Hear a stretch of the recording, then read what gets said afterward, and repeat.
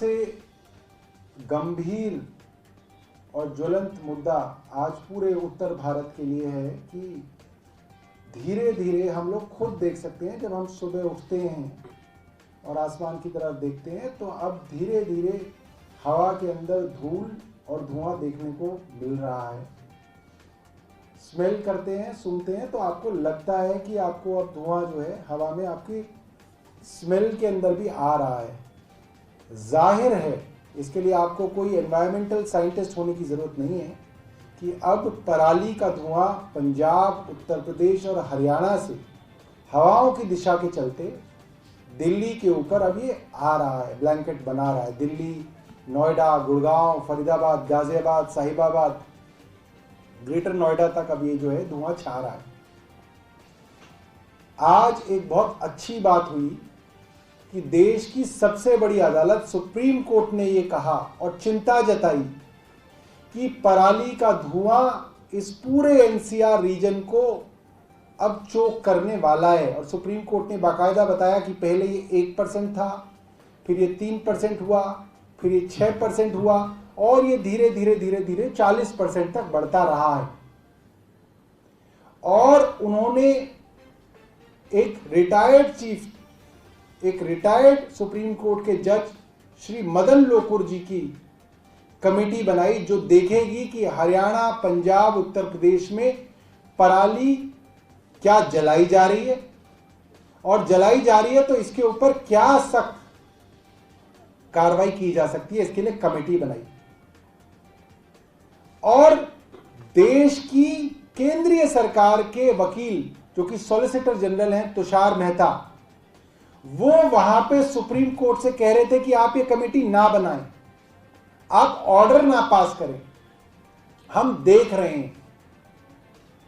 ये एक बहुत अजीब बात है।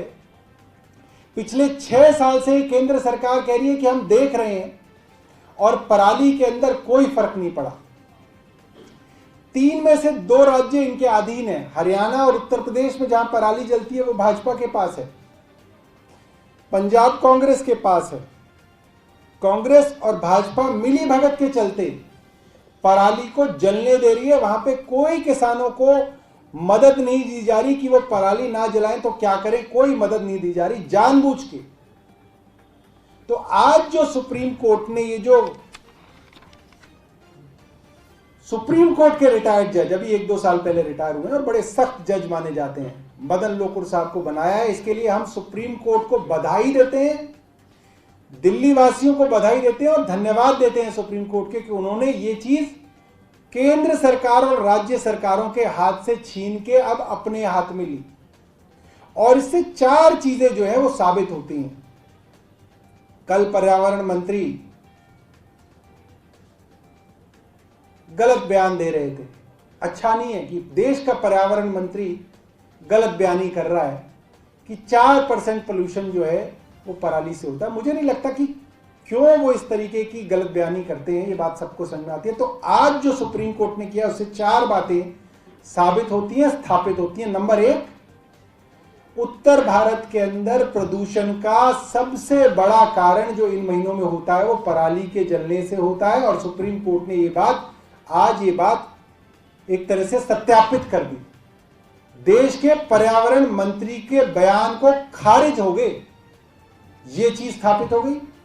दूसरी चीज ये स्थापित हो गई कि देश की केंद्र सरकार, हरियाणा, पंजाब और उत्तर प्रदेश की राज्य सरकारें पराली को कम करने में कोई दिलचस्पी नहीं दिखा रही। ये बात सुप्रीम कोर्ट को भी समझ में आ गई।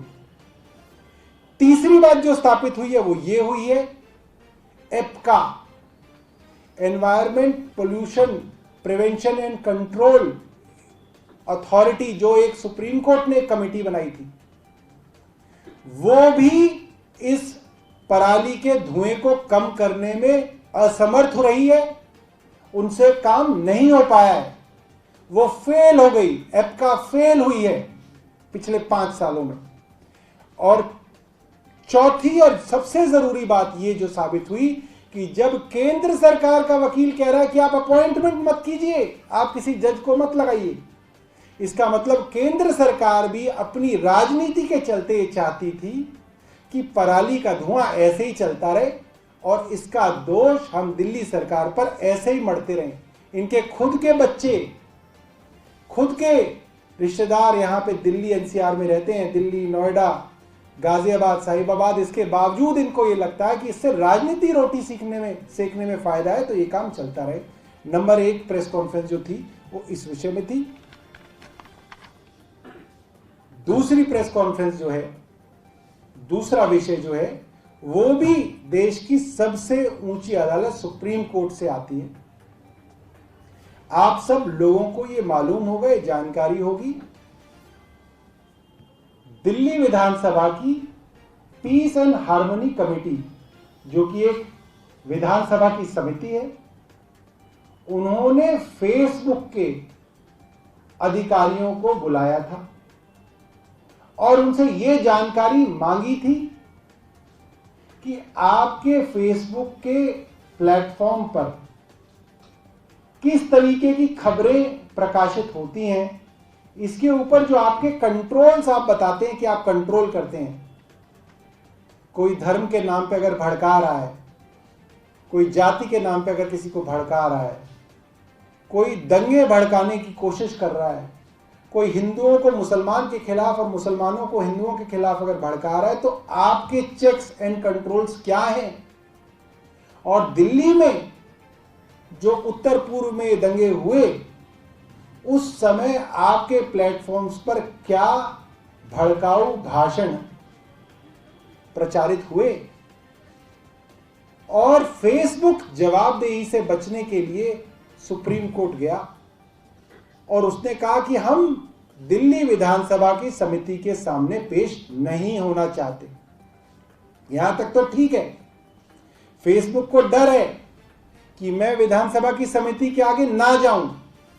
क्या डर है, ये आप भी समझते हैं, हम भी समझते हैं। मगर बड़ी बात यह है कि कल केंद्र सरकार के सबसे बड़े वकील, सॉलिसिटर जनरल तुषार मेहता केंद्र सरकार की तरफ से वहां पे आए और उन्होंने फेसबुक की वकालत की। उन्होंने कहा कि दिल्ली सरकार और दिल्ली विधानसभा की समितियों को यह हक नहीं है कि वो फेसबुक के अधिकारियों को बुला के उनसे पूछताछ करे। तो केंद्र सरकार भी फेसबुक को बचाने की पूरी कोशिश कर रही है। क्यों कर रही है? फेसबुक और केंद्र सरकार के बीच में क्या रिश्ता है?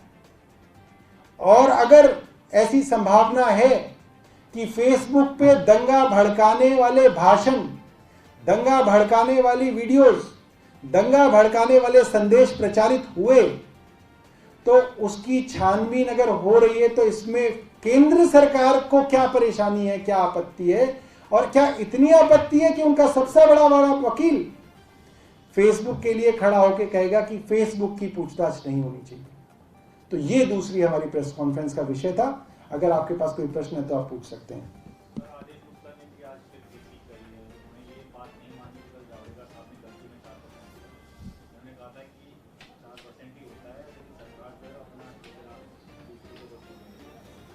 देखिए, मैं ये तो नहीं कहूंगा कि आदेश गुप्ता का दिमाग खराब है, क्योंकि वो दिल्ली प्रदेश के अध्यक्ष बने। शायद आंखें खराब है उनकी और नाक खराब है उनकी, ना वो सूंघ नहीं पा रहे हैं धुआं, ना वो देख पा रहे हैं धुआं। तो मेरी उनसे ये गुजारिश रहेगी कि सुबह सुबह उठें, 7 बजे 6 बजे, जितने बजे भी वो सुबह मानते हो, और अपने आसपास देखें कि 5 दिन पहले दिल्ली की हवा का और दिल्ली के आसमान का क्या हाल था और आज क्या हाल है। उतनी ही गाड़ियां सड़कों पे आज चल रही हैं जितनी गाड़ियां 1 हफ्ते पहले चलती थी, और लगभग उतनी ही गाड़ियां 3 हफ्ते बाद चलेंगी। मगर दिल्ली, नोएडा, गाजियाबाद, साहिबाबाद, गुड़गांव, फरीदाबाद, इन सब जगह जो है वो धुआं जो है वो अब देखा जा सकता है। एक और विषय जो है मैं चाहता था कि उसको मैं कवर करूं, उसको हम एक प्रेस कॉन्फ्रेंस भी बोल सकते हैं। एप्का एक सुप्रीम कोर्ट द्वारा गठित एक कमेटी है। या फेसबुक पे चला रहे हैं, फेसबुक पे चल रहा है आपका? फेसबुक पे चल रहा है? ठीक है। एप्का सुप्रीम कोर्ट द्वारा गठित एक समिति है जिसका काम यह है कि जब दिल्ली और आसपास या देश में कहीं पे भी पोल्यूशन बढ़े तो ग्रैप लागू करा जाए, ग्रेडेड रिस्पॉन्स एक्शन प्लान। मतलब जैसे जैसे पोल्यूशन बढ़ेगा वैसे वैसे सख्ती जो है लगाई जाएगी। और ये सख्ती कल से लागू की गई है 15 अक्टूबर से, कि अब दिल्ली एनसीआर रीजन के अंदर जनरेटर सेट नहीं लगेंगे, नहीं चलेंगे। यानी कि फरीदाबाद, गुड़गांव, नोएडा, ग्रेटर नोएडा, गाजियाबाद, साहिबाबाद, दिल्ली के अंदर अब जनरेटर सेट नहीं चलेंगे। और ये पिछले 5 सालों से 2017 से ये ग्रैप लागू होता है। हर साल गुड़गांव, नोएडा जनरेटर सेट चलाते हैं। दिल्ली और आसपास पूरी चौक हो रही होती है तब भी जनरेटर सेट चल रहे होते हैं।